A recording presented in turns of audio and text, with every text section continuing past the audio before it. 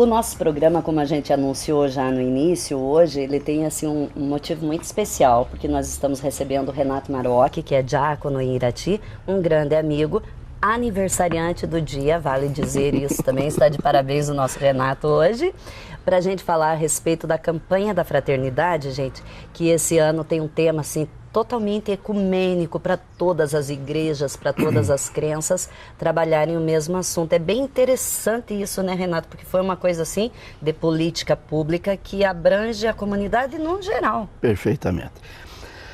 O lema dessa campanha, que foi tirada de um versículo do profeta Amós, 600 anos antes de Cristo, ele diz assim: quero ver o direito brotar. Esse primeiro passo desse versículo, o que é o direito? O direito é uma coisa que você não precisa lutar por ele. É algo que Deus, o direito é Deus, e Deus nos deu o direito. O direito às coisas mais fundamentais, por exemplo, direito à vida. Eu não preciso lutar pela vida, porque Deus já me deu a vida e deu a todos a vida. Eu não preciso lutar pela liberdade, outro direito fundamental. Deus me deu a liberdade para fazer o que eu quiser, ir onde eu quiser. Sim. Então não preciso lutar por esse direito. Deus me deu o direito de viver à custa daquilo que Ele próprio criou, dos bens da natureza que servem de alimento. E isso nasce, se você não plantar, ele vai nascer. Você sabe que a gente fez uma matéria num lixão esses dias, Sim. que a gente está fazendo um especial da dengue para o nosso programa, e no meio de tanto lixo tinha uma flor linda. É. Se você não plantar, Deus faz nascer.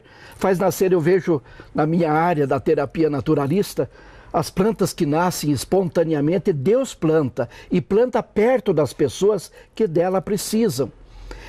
Deus então deu a água, que é o fundamento da vida. Somos 2/3 de água. No planeta a maior parte é água, são 2/3 de água. Então tudo na obra de Deus tem a água como o grande fundamento da vida. E Ele nos deu de graça. E nos deu pura. E nos deu pura. O trabalho nosso é ir buscar na fonte. Deus nos deu o ar que respiramos. E deu a todos, tudo isso Ele deu a todos. Ele não deu a católicos mais do que a evangélicos. Ele não tirou dos radicais islâmicos a água, não tirou os bens da vida, da liberdade, não tirou. Todos são iguais. Ou seja, Deus dá o direito a tudo que é fundamental para a nossa vida. Aí tem a segunda parte do versículo. Quer dizer, aí que vem o problema. Quero ver brotar o direito como fonte, que é Deus, e correr a justiça como um rio que não seca. Esse caminho, que se chama justiça, que é produzida pelo ser humano... Já não depende de Deus daí? É terreno? Exatamente. Nós criamos obstáculos, criamos bloqueios. Nós impedimos que esse rio, que nasce da fonte de Deus e que vai desaguar no mar, no oceano, que é Deus. Nós nascemos da fonte de Deus e vamos como rio até desaguar da fonte onde Deus nos acolhe. Ora, isso acontece para todos. O problema nosso está justamente nesse caminhar, nesse rio que corre. Nós fazemos a justiça do nosso jeito e não do jeito de Deus. E aí nós impedimos que os bens, que esse direito, ele seja bloqueado e cerceado, um pouco mais para uns, um pouco menos para outros, ou muito menos para outros. Isso não pode mais acontecer. A gente poderia dizer assim que o próprio homem bloqueia os direitos que Deus deixou livre, o próprio homem bloqueia para o próximo? Exatamente. Seria isso? Sim. Ou seja, ele não está correndo mais. A justiça que vem de Deus não está correndo mais, não está fluindo naturalmente. Ela está sendo bloqueada, passo a passo, por muitas situações que nós criamos.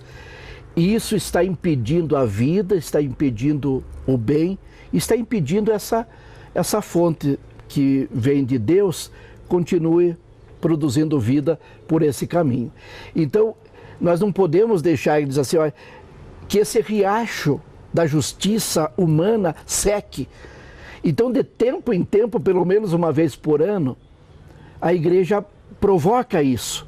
E nesse ano, de uma maneira assim ecumênica, para dizer assim, que Deus nos criou a sua imagem e semelhança. E criou a todos a imagem e semelhança de Deus. Não criou católicos mais imagem e semelhança de Deus, nem evangélicos mais imagem de Deus, nem qualquer outra, até os descrentes, eles são imagem e semelhança de Deus.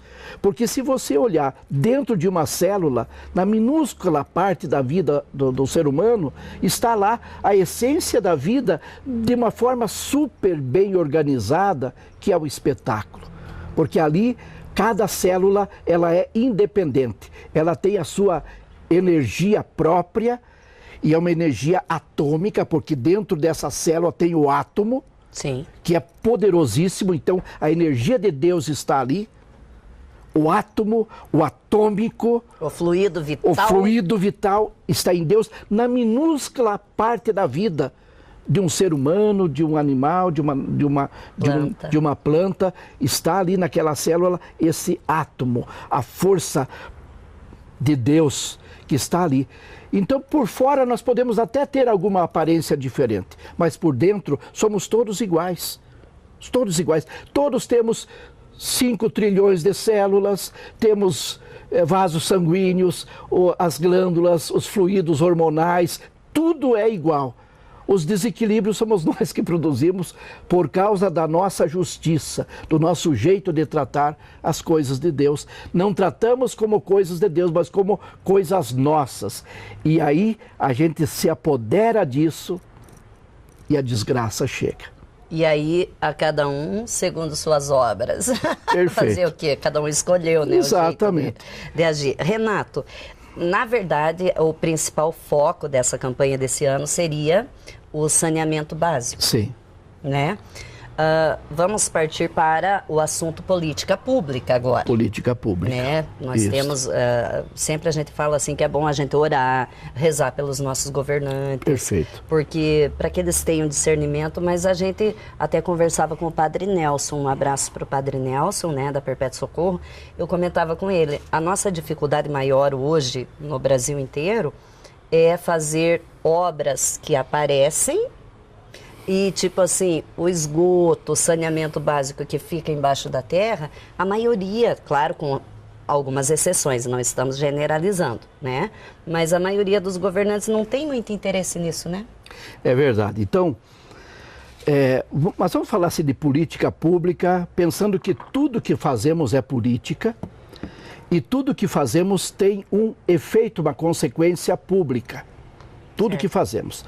No nosso individual, fazemos para os outros. Vamos observar primeiro essa primeira parte. Nós temos que nos converter a nós partículas da sociedade, entes da sociedade, indivíduos da sociedade, precisamos mudar.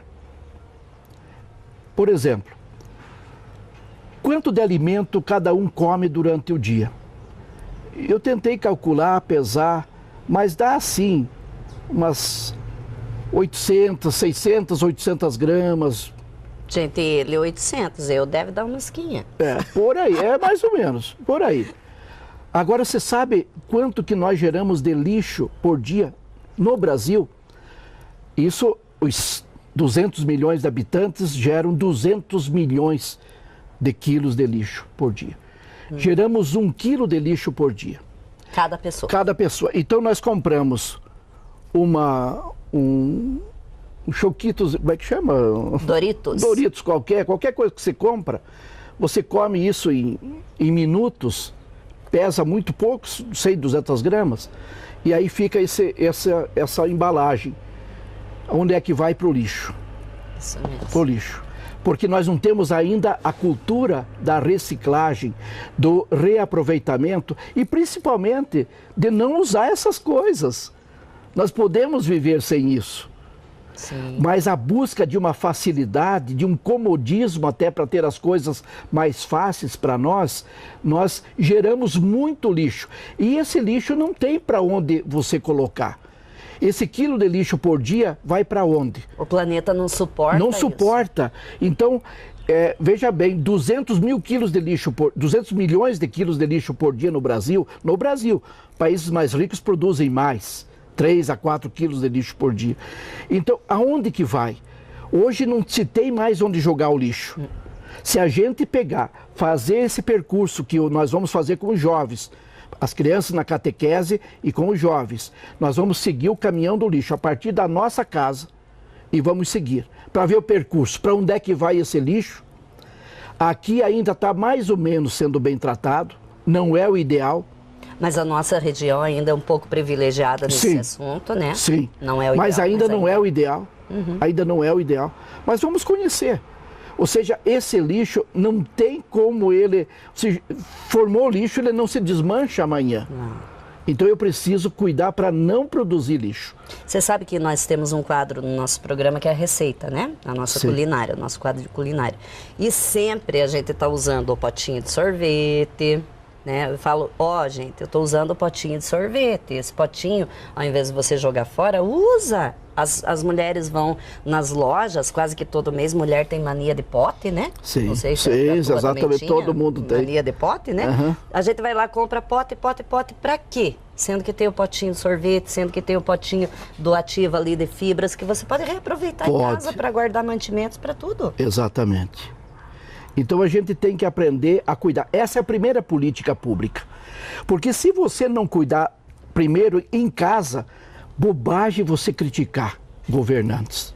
Verdade. O governante nada mais é do que uma pessoa que vive numa família, que deveria também ter esse mesmo cuidado, essa conversão de não produzir o lixo que produz.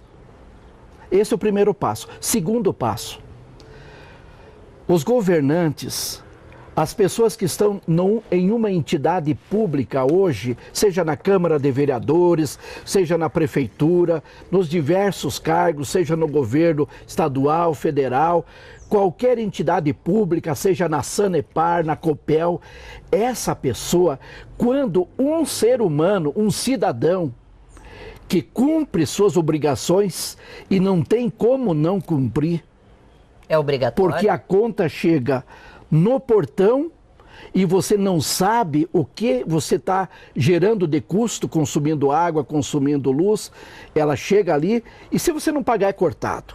Então você cumpre rigorosamente as suas obrigações. E quando a parte fornecedora não cumpre e que você vai reclamar, seja Sanepar, Copel, Prefeitura, seja qualquer cidadão que esteja hoje ocupando um cargo público, nós cidadãos contribuintes não queremos mais conversar com agentes públicos.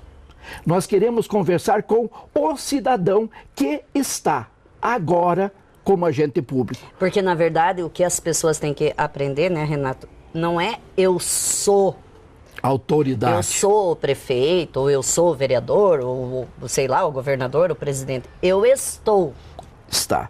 Por um determinado tempo. Eu estou, não eu sou. Exatamente. E nós queremos ter essa liberdade de conversar de cidadão para cidadão.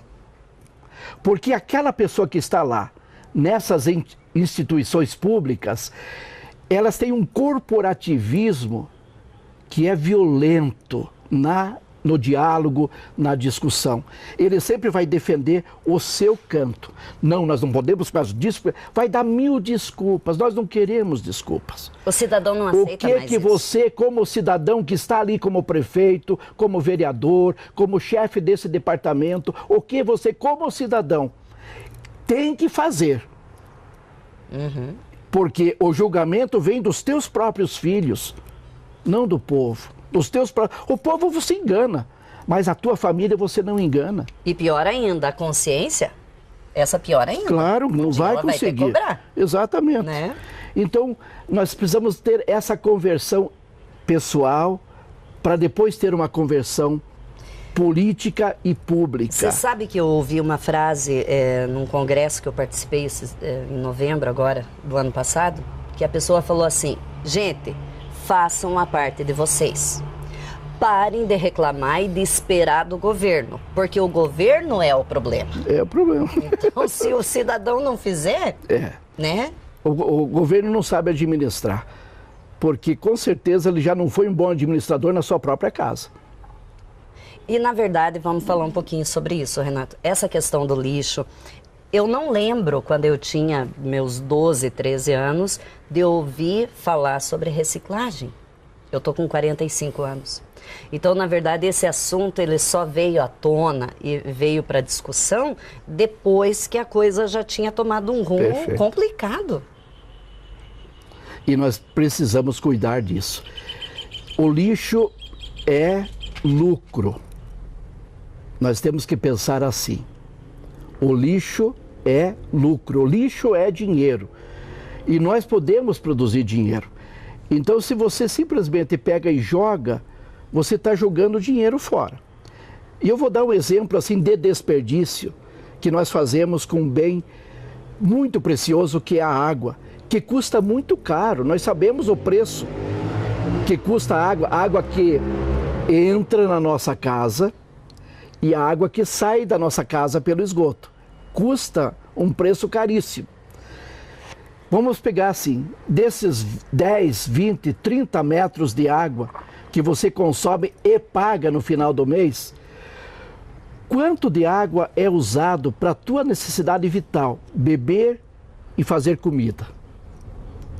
Desses 10, 20, 30 litros por mês. Quase nada, né? Quase nada. Vamos dizer que nós usamos assim... Para a tua higiene pessoal também, né?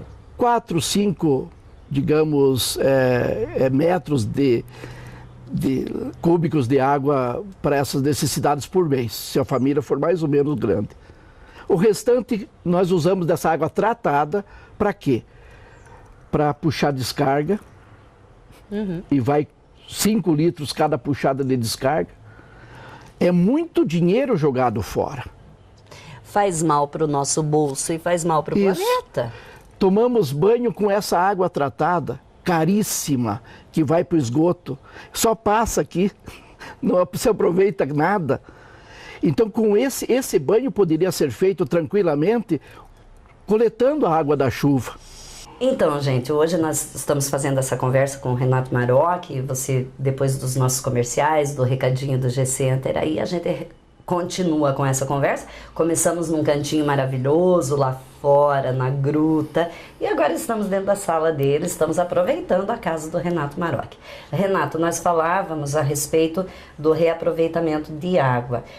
Teria que ter também, a gente vê, principalmente em países mais evoluídos, o incentivo para que possam ser feitas técnicas de, tipo assim, captar, por exemplo, a água do chuveiro que vai direto para a descarga, a questão da iluminação solar. O governo teria que também ajudar a população a incentivar e conscientizar melhor para esse reaproveitamento. Pois é, eu vejo assim, existem facilidades. O problema é que ainda há muito custo. Nós dependemos de tecnologias que vêm sempre de fora. E nós podemos criar as nossas tecnologias do estilo caboclo. Do jeito que nós aprendemos a fazer, os nossos avós faziam, do jeito deles. Por exemplo, catando a água da chuva, você pode, num reservatório, mesmo que haja poeira, sujeira do telhado, ele vai decantar e você vai puxar sempre de cima. Então, com um pequeno custo, você consegue jogar isso pro chuveiro e também para a patente. Então, você vai economizar 80% da água que entra, que você paga. Desse jeito simples. E chove, vamos dizer assim, durante o ano, dos 365 dias, 65 dias.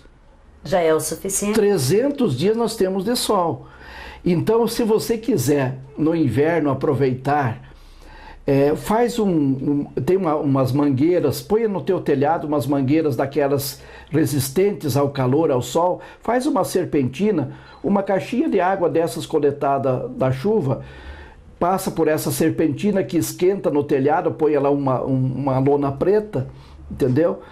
E aí sai dali, se você tiver um dinheirinho a mais, fazer um investimento de uns 300, 400 reais, compra aquelas caixas que o pessoal usa nas leiterias, que é uma caixa já protegida, tipo uma caixa térmica, que deixa a água quente os 2 dias. Sai dali e dali você puxa para o teu chuveiro, você vai ter água quente, aí não vai gastar nem luz. E meio tipo assim, uma fabricação fundo de quintal. Você não vai gastar mais que R$1.000 para fazer isso. Numa casa como a nossa, nós estamos pensando nisso, que tem 11 pessoas, é fundamental a gente já pensar nessas coisas.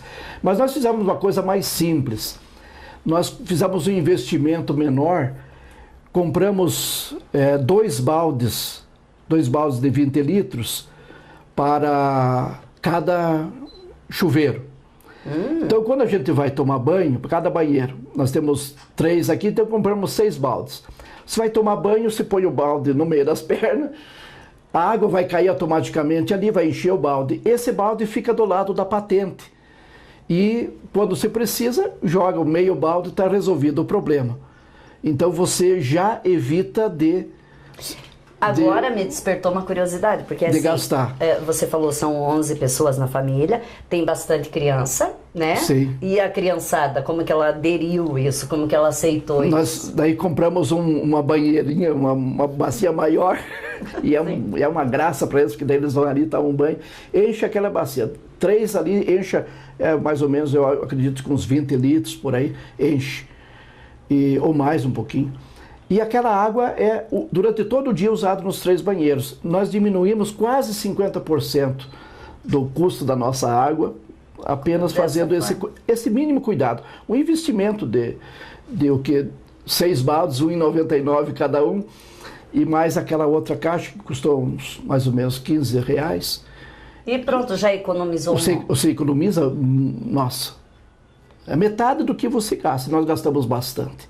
Então, são pequenos detalhes. Outro detalhe é você fazer o reaproveitamento do resto de comida. Você nunca deve jogar para fora. Se você tem um pequeno quintal, ou mesmo num apartamento, uma areazinha com flores, você pode fazer uma reciclagem doméstica jogando. Faz um buraco assim, um buraco dessa altura, joga o resto de comida que sobrou nesse dia, a terra que está do lado se joga dentro. De cada 3, 4 dias joga um pouquinho de cal ou de cinza do fogão para não formar larvas, né, das moscas. Pronto. E aí quando enche aquilo ali, você põe uma plaquinha, tal dia 18 de fevereiro de 2016. Daqui 4 meses você pode abrir e usar essa terra, que as minhocas já vieram ali. Você não precisa construir minhocário.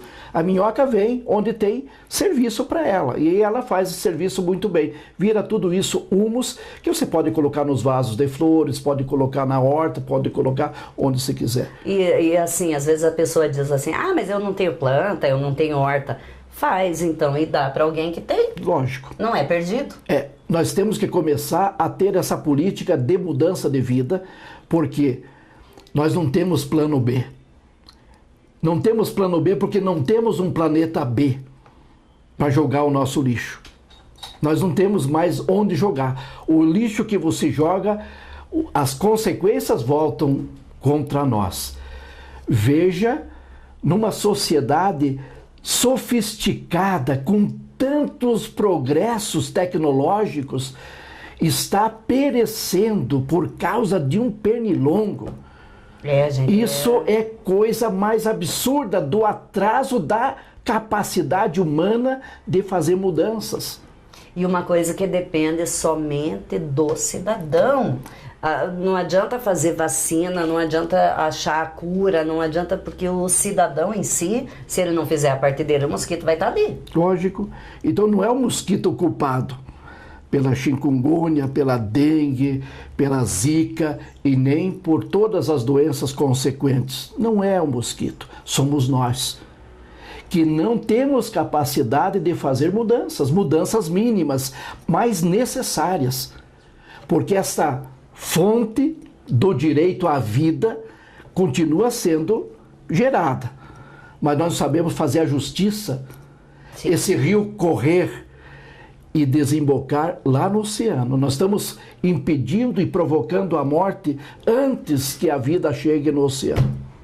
Renato, assim, a gente comentava sobre ser um tema que abrange a todas as igrejas, sim, certo? Pode isso, assim, tipo os pastores das igrejas evangélicas, nós temos as comunidades espíritas também na nossa cidade, temos, enfim, as próprias entidades sociais que nós temos, escolas, não poderiam fazer uma união total e levar esse tema para as palestras, para a evangelização? O tema da campanha da fraternidade está sendo feito, alguma coisa nesse sentido? Veja que esse material todo, veja que são materiais riquíssimos de estudos, e quando a gente se debruça diante de uma campanha da fraternidade, esse material foi produzido 3 anos antes.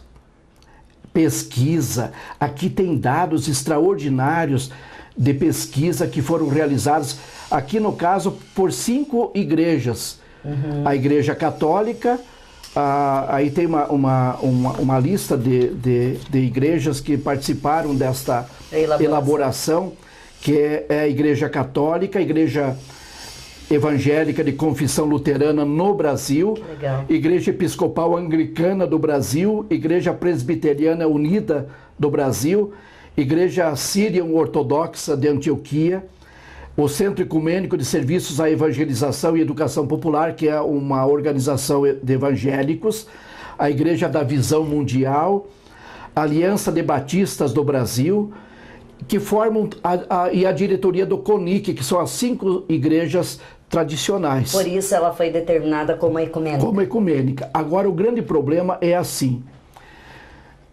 a condição, a capacidade humana de pensar em Deus e no ser humano, e no planeta e na vida, ainda está muito restrita ao meu grupo, ao meu corporativismo eclesial.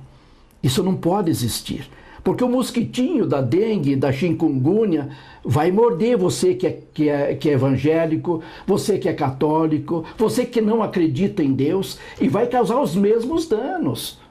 É bobagem eu ficar agora restrito, não vou me unir porque esse é o assunto da Igreja Católica ou não sei do que. Eu não sou dessas igrejas. Bobagem, você vai perecer. Ou cuidamos do planeta ou morremos. Porque nós morremos antes que o planeta morra. O planeta automaticamente ele se renova. Vai se renovar. A fonte de Deus, a fonte do direito continua gerando vida, gerando água pura. Nós, com essa justiça restrita, estamos massacrando a vida das nossas famílias, das nossas comunidades. Veja bem, o que é o ecumenismo? O ecumenismo não é assim, eu sou ecumênico, então eu vou em todas as igrejas. Não, isso não é ser ecumênico, não. Isso é ser bobo. Ecumênico é aquele que, primeiro, conhece bem a sua igreja, conhece profundamente a sua igreja e ama essa igreja que você conhece. Esse é o primeiro ponto do ecumenismo. Se você não conhece, não ama a sua igreja, você não é ecumênico. Porque só quando você ama e conhece a sua igreja, você vai perceber que o fundamento da fé é justamente algo que não está em doutrinas, em discursos, em pregações. O fundamento da fé está justamente no amor. No amor. Que é a lei de Jesus. Pronto. Então, se você não quer se juntar ao evangélico, àquele que não acredita em nada, ao católico, para uma causa que defende a vida, você não tem amor. Então você não será salvo. Porque nós seremos salvos pelo amor. Uhum. Amem-se uns aos outros como eu vos amei. Quem permanecer nesse amor será salvo. O próprio Paulo fala do amor, né? Que tem aquela leitura de Paulo que é linda quando ele fala do amor. Sim. Santo Agostinho fala, fora da caridade não há salvação. Ou seja, fora do amor. Do amor não há salvação, não há salvação. Pode estar em qualquer igreja. E esse é o ponto do ecumenismo. O amor. O amor é aquilo que nos une a todos. Como é que eu vou amar um evangélico e não amar um católico? Não vou ser salvo. E digamos que se eu for um católico fervoroso, um evangélico fervoroso, um espírita fervoroso, eu vou me salvar. E lá no corpo místico de Deus, eu vou ser essa célula que nós temos 5 trilhões no nosso corpo, vou ser uma célula no corpo de Deus. E daí essa minha célula vai estar do lado de um espírito, do lado de um católico, do lado de um muçulmano. Como é que eu vou conviver com essa realidade no paraíso, no céu? Será que isso vai ser céu ou vai ser o inferno? Então vamos nos converter agora, nos converter para o amor e para aquilo que o amor exige. Cuidar da vida e da obra, da criação de Deus. Renato, hoje em dia, na verdade, quando a gente fala de ecumenismo, no caso do ecumênico, as famílias são ecumênicas. Eu sempre brinco na minha casa, quando a gente se reúne para algum almoço familiar, alguma coisa assim, eu falo assim, gente, é um culto ecumênico, né? Porque eu tenho os meus irmãos que são católicos, tenho outro irmão que é evangélico hoje, eu sou espírita kardecista, então é tão bonito quando a gente se reúne e diz assim, quem que vai fazer a oração hoje? Porque na verdade hoje as famílias são ecumênicas, não é mais aquela coisa de todos da família, a maioria das famílias tomam rumos diferentes. Lógico. E aí tem uma coisa assim interessante, né? O supermercado é ecumênico. Não vai vender só para um, né? Porque você compra necessidades para a tua vida. E todos têm necessidades para a vida. Você vai num restaurante, é ecumênico. Então, na minha mesa pode ter só católicos, na outra tem evangélicos. Sim. Porque todos têm as mesmas necessidades. Então, nós criamos grupinhos assim, que é fundamental, por exemplo, que é no grupo que você aprofunda a tua fé. Você aprende a amar e conhecer a Deus. Então, isso é bom. Mas não quer dizer que o outro não sabe amar e nem conhecer a Deus como você. Ele conhece e ama de um outro jeito. Exatamente. Pronto. Eu sou homem, eu amo a minha esposa e os meus filhos do meu jeito de homem, que é diferente do jeito da mulher que é mãe. Ela ama diferente. Enquanto eu repreendo meu filho que fez alguma coisa errada e diz, se você não mudar, você não vai ter a mesada, a mãe dá a mesada, é verdade. Dá a mesada e não pede, só diz assim, meu filho, dá um abraço. Valeu muito mais do que a minha repressão. E é engraçado que esses tempos, sabe, eu conheci uma pessoa que é ateu. Ele ainda não se encontrou, não acredita. Está na busca. Mas, por incrível que pareça, ele faz a caridade de uma forma linda, tem uma vida totalmente regrada. E aí, eu comentando com o meu grupo de oração, pois é, aquela pessoa e tal, e eu falei assim, e ele é ateu e ele é bem melhor que eu, sabe? Algumas coisas assim, claro que todos nós ele deve ter os defeitos dele também, eu só vi as qualidades naquele momento, mas assim, age em certas situações muito melhor do que eu, que sou cristã. Lógico. Eu sempre estava comentando, então, o mercado, o restaurante é ecumênico, o hospital é ecumênico. O mosquito é ecumênico. Não faz discriminação nenhuma. Onde tem sangue, ele está lá. É verdade. E sangue bom, sangue humano. Nossa, gente, olha, eu acho que eu ia ficar assim... Bom, eu fico, às vezes, com o Renato. Quanto mais a gente conversa, mais assuntos surgem. Eu e o Renato, a gente vai marcar outras vezes, porque eu sei que o pessoal adora quando o Renato vem para o nosso programa. Mas a última pergunta que eu quero te fazer. Deve ter muitas igrejas, né, muitos religiosos, muitos cristãos de várias doutrinas, né, de várias legiões assim religiosas, instituições religiosas. Eu queria saber com você, se alguém, por exemplo, lá de uma outra igreja fala, puxa, eu queria esse material para trabalhar dentro do nosso templo, da nossa casa. A Igreja Católica ela está aberta para ser esse material. Não, só me passar um e-mail. Renato Marocchi, CHI no final, tudo junto, renatomarocchi@hotmail.com. Me passe um e-mail e eu te passo todo esse material. Te passo vídeos a respeito de fazer a compostagem caseira, sobre horta caseira sem uso de agrotóxicos, o que você quiser. E esse material da campanha que foi elaborado por um conjunto de igrejas, de pastores, de padres, pessoas especializadas, cada uma na sua área. Sim. Porque esse é um documento religioso, mas profundamente científico. E para a vida inteira. Para a vida inteira. E nós temos que trabalhar. E tem esse documento que é muito interessante, que é a encíclica que o Papa Francisco editou recentemente a respeito da casa comum. Ou seja, o mundo é a nossa casa comum. Moramos todos nessa casa. Os cristãos são a minoria. Dos 7,5 bilhões de habitantes do planeta, 2,5 bilhões, 3 bilhões são cristãos. O restante não são. Sim. E todos têm a responsabilidade, que é a grande palavra dessa campanha, a responsabilidade de cuidar dessa casa comum. E é interessante que nessa encíclica o Papa Francisco ele retoma pontos assim fundamentais desde a criação sobre esse cuidado da casa comum. As civilizações que se excluíram do planeta foram civilizações que não cuidaram decentemente da sua casa comum. Os maias destruíram o elemento fundamental da vida, que é a água, e se acabaram como civilização.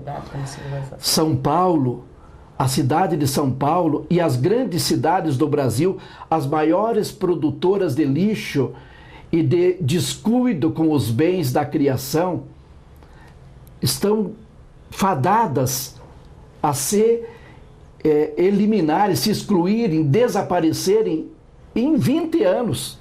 Por causa da falta de água. Em 20 anos nós não teremos água vamos dizer assim, 80% do planeta. Onde é que esse povo vai se juntar? E Renato, olha, eu falei que era a última pergunta, lá vou eu me aproveitar dele. Antigamente, nos rios da nossa região, porque todo mundo fala, mas a nossa região está sossegada. O sul do Brasil está sossegado, aqui a nossa região centro-sul tem água de sobra. Não é assim que fala? Falam assim. Quando conversam com a gente. Só que o que eu noto, e o Tigrão, até meu marido notou esses dias, antigamente quando chovia bastante, você passava nos rios aí da região, a gente que viaja bastante, ficava dias, uma semana, aquele riozão babando de água. Engraçado que agora, se chover hoje bastante, quando você passa amanhã, ele já baixou. Ele levanta e baixa, em poucas horas. Isso é um mau sinal, gente. Por quê? Porque nós não temos mais aquele chamado o lençol freático, a absorção da água que forma essa água subterrânea, que era a grande dádiva das nossas famílias, que eram os poços, né? Sim. Hoje isso já está tendo muita dificuldade de você ter em casa, porque quase toda essa água de superfície está poluída com metais pesados e que não saem no sistema de purificação da água pelas empresas. Não sai, porque o agrotóxico, ele entra na molécula da água e você não tem como tirar, não é uma sujeira. Ele é uma partícula da molécula da água. E você vai tomar esse agrotóxico, com todos esses danos que os venenos causam na natureza. Então é fundamental, nós precisamos mudar o nosso jeito imediatamente. Não tem um plano B, porque não tem um planeta B. E nós não podemos esperar. Nós estamos muito acostumados a usufruir do hoje, sem pensar no amanhã. 2030, a quantidade de água no planeta vai ser muito pequena.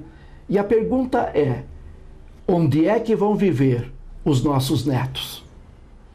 Onde é que vão viver os filhos que você pensa de ter? Daqui 20, 30 Daqui 2030, que é bem mais perto, 15 anos. A pergunta é essa. Ou fazemos alguma coisa agora, imediatamente agora, todos juntos, ou todos perecerão em futuro próximo. Meu Deus, que delícia, né, gente? Olha, tomamos chimarrão, comemos bolachinha da Carolina, ficamos nesse bate-papo, Renato. Antes da gente encerrar, eu queria dar os parabéns, né? Hoje é aniversário dele, que Deus te ilumine. Você é uma pessoa muito importante para a nossa sociedade, gente. O Renato em todos os sentidos. É uma pessoa muito importante mesmo para a nossa comunidade. Viu? Eu sempre digo assim, que eu estou completando 63 anos, tenho o maior prazer de contar a minha idade, porque cada minuto, cada dia desses 63 anos foram bem vividos. E aqueles dias e minutos que foram mal vividos serviram de lição. De aprendizado. De aprendizado, a duras penas para hoje. Então, a gente hoje só está consumindo esse tempo que nos resta fazendo o bem, praticando o amor na medida da nossa possibilidade. Porque aquele que morre fazendo bem, morre feliz. Exatamente. Gente, assim, ó, no próximo programa a gente vai estar continuando falando sobre o assunto do lixo, sobre os terrenos baldios que estão tendo problemas e tudo mais. Queria até agradecer pelo tempo, né, que você ficou assistindo o nosso programa.